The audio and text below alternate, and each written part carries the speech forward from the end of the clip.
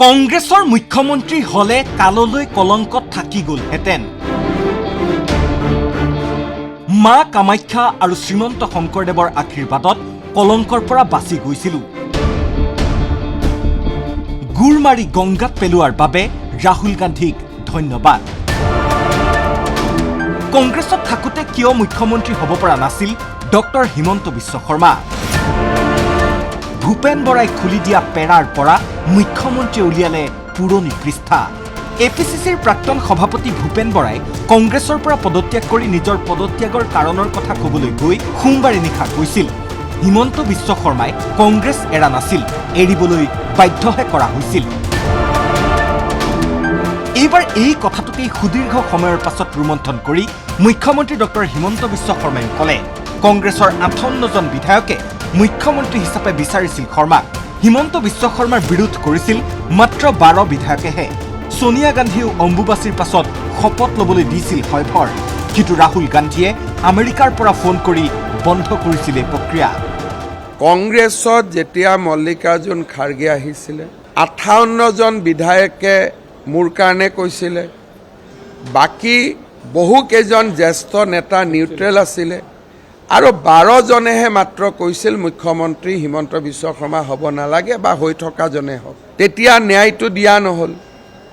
ন্যায় নিদিয়াৰ কাৰণ পিছত যেতিয়া আমি গম পাওঁ, ইয়াতো সেই সময়ত ৰাহুল গান্ধী আমেৰিকাত আছিলে।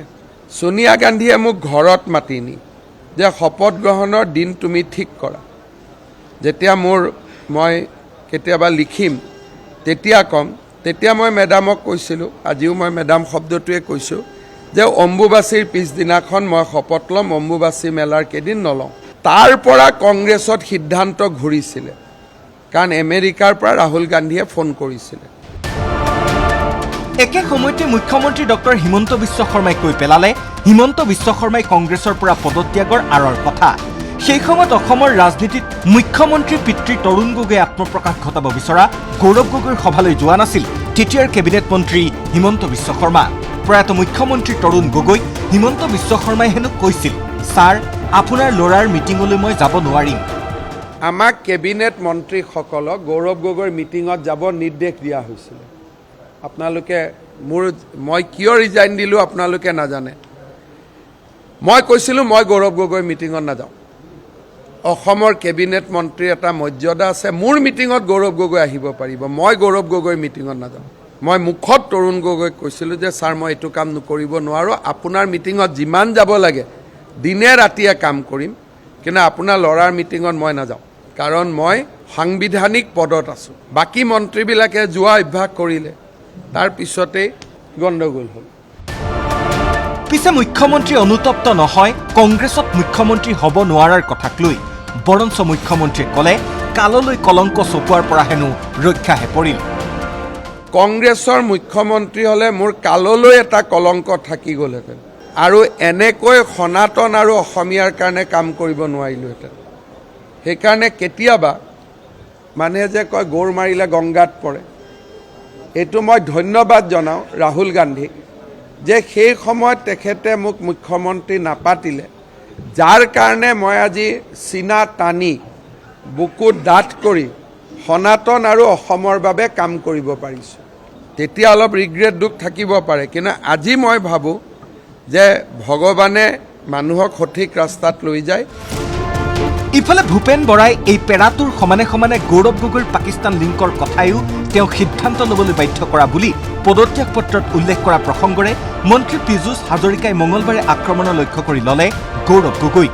বিশেষকৈ গৌৰৱ গগৈয়ে চিৰবৈৰী পাকিস্তানত 10 দিন কিদৰে কটালে, হিন্দুৰ ঘৰত জন্মা সন্তানক খ্ৰীষ্টিয়ান কিয় কৰিলে বুলি তীৰ্যক প্ৰশ্ন এৰিলে মন্ত্ৰী হাজৰিকাই। স্বাভিমানী অসমীয়াই কোনো এতিয়া কংগ্ৰেছ কৰিব নোৱাৰে, সকলোৱে কয়। কোনোবা পাকিস্তানলৈকে আপোনালোক গৈছে নেকি? শ্ৰদ্ধাৰ সাংবাদিকসকল, কোনোবা গৈছে নেকি আপোনালোক? নিশ্চাও নাই। আমাৰ পাকিস্তান আমাৰ চিৰবৈৰী ৰাষ্ট্ৰ, গতিকে আমি কোনোৱে পাকিস্তানলৈ যাম বুলি নাভাবোৱেই। আমাৰ এগৰাকী ডাঙৰ নেতা, তেখেতে গৈ 10 দিন থাকে, এখন চিঠিৰ ভিজা লৈ যায় আৰু তাতে তেওঁ 3খন চিঠিৰ ভিজা পাই যায়।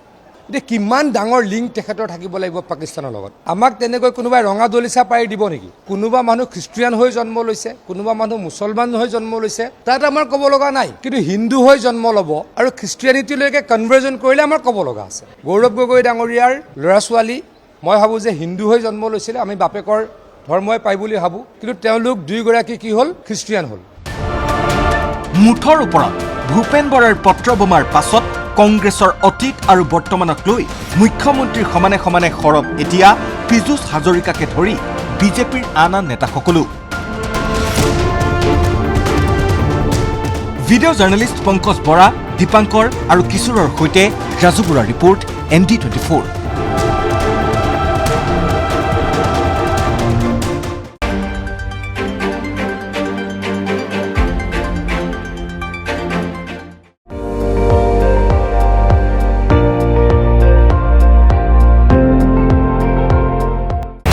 আপুনি চাই আছে ND24 সৰ্বশ্ৰেষ্ঠ নহয় সৰ্বোত্তমৰ দৌৰ